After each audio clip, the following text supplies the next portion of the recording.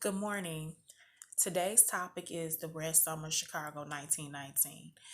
Um, I'm going to do this video a little earlier today. I have a really busy day today. So, good morning. How's everyone doing? Please subscribe, click the button on YouTube. Also, comment, like, and share. Also, follow me on Instagram at Question and Research. Again, today's topic is Red Summer Chicago 1919. Now, last year in 2019, it also celebrated or actually acknowledged the riot in 1919 for Red Summer. Now, what makes this event significant? Okay, so this happened in Chicago, a northern city, and it was a young man named Eugene Williams.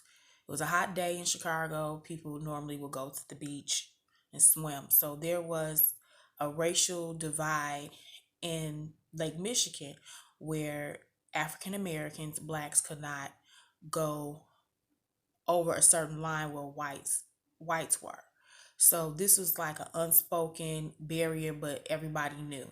So he accidentally went over the barrier when he was swimming, and a white man was throwing rocks at him and he drowned.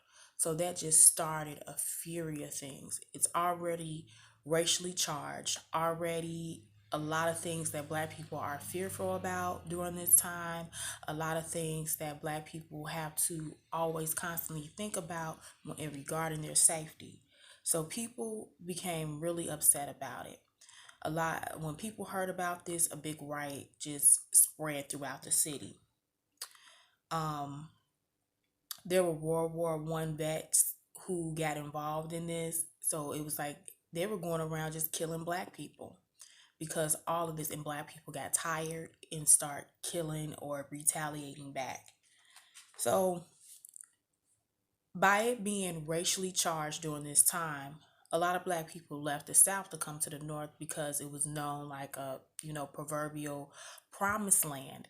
And they didn't have to worry about being lynched or anything. Not to say that the whole racial tension went away in the United States when you move to cities like New York City or Chicago or Boston or anything, but they just felt a little bit of relief.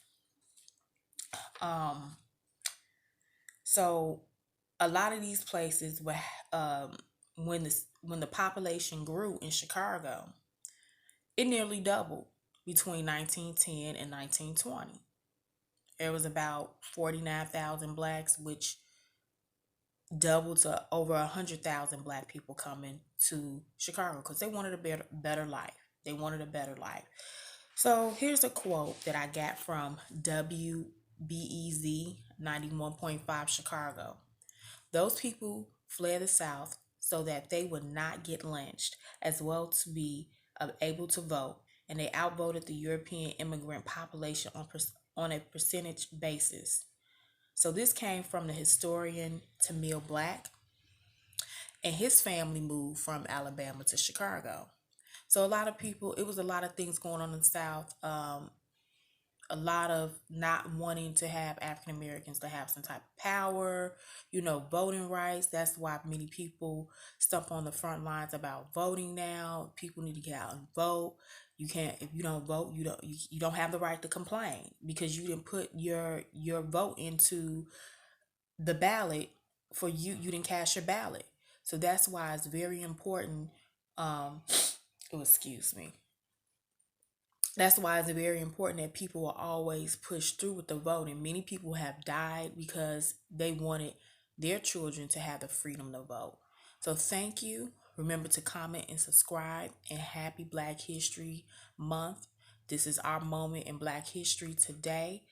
The Red Summer in Chicago of 1919. Have a blessed day.